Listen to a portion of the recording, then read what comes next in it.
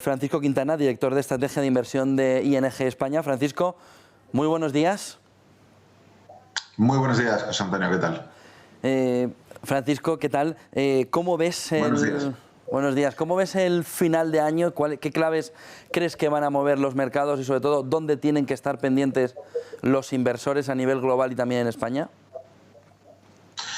Bueno, el mercado sigue dominado por las dudas sobre la recuperación, ¿no? Que han sido constantes desde el principio de la recuperación. Todo el año 2021 hemos estado viendo primero como la posibilidad de un nuevo rebrote estaba amenazando a los inversores, después se pasó a la amenaza acerca de la inflación y ahora estamos de nuevo combinando ambos elementos, ¿no? La posibilidad, el aumento de los contagios que estamos viendo por la variante Delta y por otro lado esa amenaza de la inflación que no termina de desaparecer.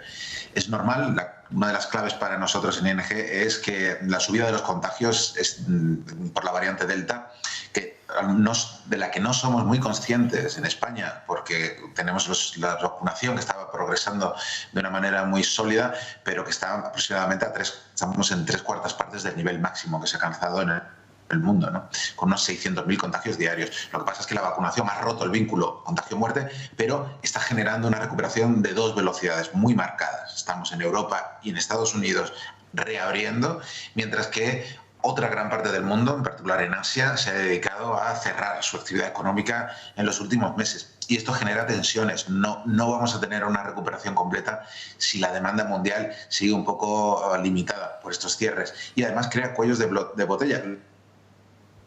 Lo estabas comentando hace minutos, la falta de chips está creando una presión enorme. Es uno de los motivos por los que la inflación es una amenaza y estos cuellos de botella, por cierres en las fábricas en Taiwán, por ejemplo, suponen una amenaza para la economía y los mercados mundiales.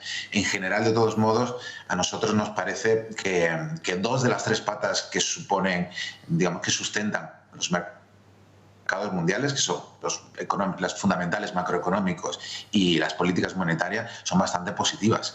Luego está la tercera pata, que es la de los factores psicológicos, ¿no? En general hay un poco de miedo, un poco de vértigo, ¿no? Las bolsas están caras, han sido muchísimos meses positivos, sin correcciones potentes, y luego hay miedo a qué va a ocurrir cuando los bancos centrales empiecen a replegarse después de unas inyecciones que no tienen parangón en la historia. Pero en general, si miramos a la parte fundamental y de apoyo de políticas monetarias, las perspectivas son positivas.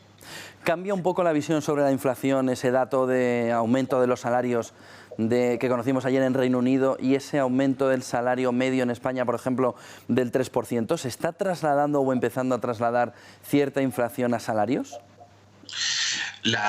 El escenario base no cambia, son factores temporales. Efectivamente, esta traslación de la subida de los precios a los salarios es el primer paso hacia una segunda ronda de efectos, ¿no? Que esos salarios ahora vuelvan a alimentar la inflación y cuando en teoría a partir del mes que viene deberíamos empezar a ver la inflación ceder un poquito, que esa subida en los salarios sea el factor que haga que vuelva a retroalimentarse y volvamos a ver una nueva ronda de subidas de precios. En teoría no debería ser así. ¿Por qué? Porque en particular en Estados Unidos, a medida que las ayudas empiecen a retirarse, las ayudas a las personas en desempleo, que es algo que va a ocurrir en los próximos meses, deberíamos ver esos 5 o 6 millones de personas que faltan de la masa laboral que vuelven a reincorporarse al trabajo. Y cuando eso ocurra, deberían reducirse las presiones sobre los salarios y, por lo tanto, neutralizarse la posibilidad de esta segunda ronda de efectos inflacionarios. Pero es verdad que en los últimos días ha aumentado los riesgos de que la inflación se convierta en algo permanente, ¿no? Digamos, la probabilidad de que eso ocurra sigue siendo relativamente baja, pero superior que hace unos días. En principio, la respuesta es no. Francisco, ¿seguimos huyendo de la renta fija o es buen momento para empezar a pensar que en un corto plazo ese puede ser un buen camino? Ahora mismo las perspectivas son de que en general en el mundo entero vamos a ver una recuperación, vamos a ver una retirada de los estímulos y unos procesos de subida de tipos de interés cuando termine esa retirada de estímulos. Esta semana, por ejemplo, ha ocurrido en Australia. Lo estamos viendo ya en varios países. En Noruega, por ejemplo, tiene planes de subida de tipos de interés. Ahora mismo el plan es en que en Europa y en Estados Unidos se retiren los estímulos gradualmente a lo largo del próximo año y que a partir de finales del año 2022 empecemos a ver subidas de tipos de interés. Ese contexto no es bueno para la renta fija. Eso significa que la renta fija va a perder valor. No estamos hablando de subidas importantes, pero sí estamos hablando de subidas en los próximos 12 meses. Eso implica que más o menos tenemos las pérdidas garantizadas en la renta fija, pérdidas moderadas pero garantizadas en los próximos 12 meses.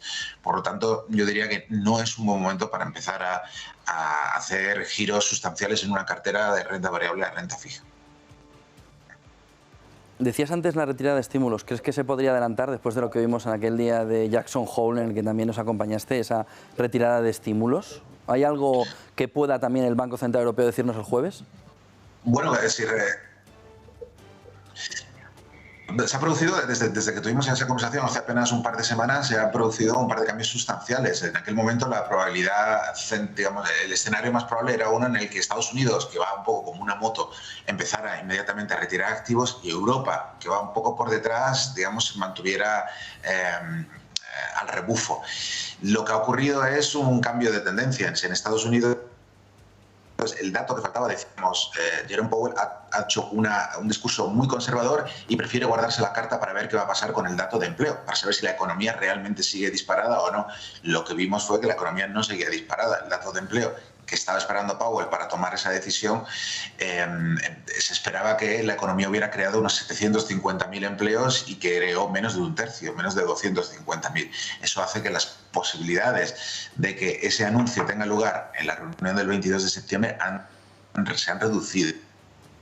Ahora mismo los analistas han cambiado su opinión hacia una en la que el anuncio tiene lugar en noviembre y se inicia la retirada de estímulos en diciembre. Entonces, Estados Unidos ha bajado un nivel y en Europa ha ocurrido lo contrario. El dato de inflación ha ido más fuerte y se ha aumentado un nivel. La amenaza de inflación y la posibilidad de que Europa empiece a retirarse un poquito antes.